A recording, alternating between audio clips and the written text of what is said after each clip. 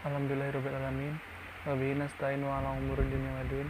Shalatu wassalamu ala asyrafil anbiya'i wal mursalin sayyidina wa maulana Muhammadin wa ala alihi wa sahbihi ajmain, amma ba'd. Selamat pagi, salam sejahtera untuk kita semua.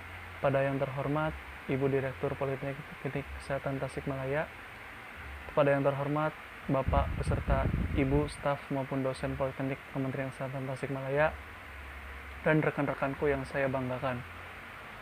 Puji syukur kita panjatkan kehadirat Allah Subhanahu wa taala yang telah memberikan kita nikmat iman, nikmat Islam serta nikmat sehat kepada kita semua, sehingga pada kesempatan di pagi ini kita dapat berkumpul bersama-sama secara sehat walafiat. Salawat serta salam senantiasa kita curah limpahkan kepada junjungan kita Nabi besar Muhammad sallallahu alaihi wasallam serta para keluarga, para sahabat, dan juga kita selaku umatnya insya Allah mendapatkan syafaatnya di yaumil qiyamah. Amin ya rabbal alamin. Pada kesempatan pagi ini saya akan menyampaikan pidato yang berjudul rekam medis di dunia kesehatan. Apa itu rekam medis? Rekam medis sendiri merupakan suatu sistem informasi yang memberikan data-data pasien seperti riwayat hidup, kemudian cara pengobatan dan cara perawatan pasien tersebut di rumah sakit. Rekam medis juga berfungsi atau bertugas untuk memberikan pelayanan baik secara tertulis maupun secara lisan secara lengkap. Kemudian rekam medis di rumah sakit itu memiliki tujuan rekam medis itu yaitu untuk tertib administrasi. Mengapa? Karena tertib administrasi merupakan salah satu perkembangan di fungsi instansi pelayanan kesehatan. Kenapa? Karena apabila suatu instansi pelayanan kesehatan sudah melakukan tertib administrasi, maka hal tersebut akan membuat rekam medis atau pelayanan kesehatan di instansi tersebut berjalan dengan lancar. Kemudian rekam medis juga dibagi menjadi dua di rumah sakit. Jadi data rekam medis itu ada dua. Yang pertama itu adalah data medik, yang kedua adalah data umum. Nah, data medik ini merupakan hasil dari tanggung jawab tenaga kesehatan seperti dokter, kemudian perawat, kemudian perekam medis dan lain-lain. Nah, data umum ini hasil dari bukan non medik. Jadi kayak misalkan yang ada di poliklinik. Jadi bukan non medik tapi mendukung program poliklinik itu. Seperti misalkan poliklinik itu poliklinik gigi, kemudian ada lagi pembedahan, kemudian ada lagi saraf, kemudian ada lagi yang lain-lainnya.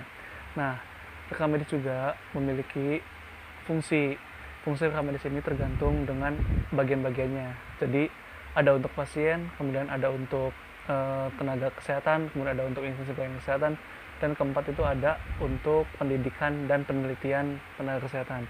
Nah, untuk pasien sendiri ini rekam medis mempunyai nilai yang sangat tinggi. Kenapa? Karena isi dari rekam medis ini berisikan tentang biodata pasien, kemudian cara pengobatan, cara perawatan, dan semua itu merupakan respon dari pasien. Bagaimana pasien tersebut diobati, terus bagaimana pasien tersebut merespon apa yang dikatakan tenaga medis, seperti itu. Kemudian untuk instansi pelayanan kesehatan. Untuk instansi pelayanan kesehatan, rekam medis ini merupakan suatu bahan evaluasi untuk mengembangkan dan mengawasi tenaga kesehatan secara maksimal. Kenapa disebut untuk mengembangkan?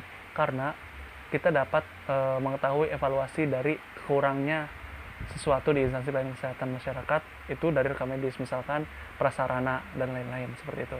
Kemudian untuk tenaga kesehatan itu, rekam medis berfungsi untuk membantu tenaga kesehatan dalam merawat pasien yang ia rawat. Setelah itu ada lagi untuk pendidikan dan penelitian. Bahwasanya para tenaga kesehatan, terutama dokter itu bisa membuka atau meneliti rekam medis tersebut, isi dari rekam medis tersebut. Untuk apa? Untuk menunjang bagaimana cara mengatasi pasien penyakit-penyakit tertentu. Kemudian bisa juga untuk menjadi suatu patokan. Oh, ini nih penyakitnya ini, berarti obatnya tuh ini. Kemudian bisa membuat resep-resep baru dari penyakit yang didata di rekam medis. Sekian pidato yang dapat saya sampaikan, semoga bermanfaat. Kurang lebihnya saya mohon maaf.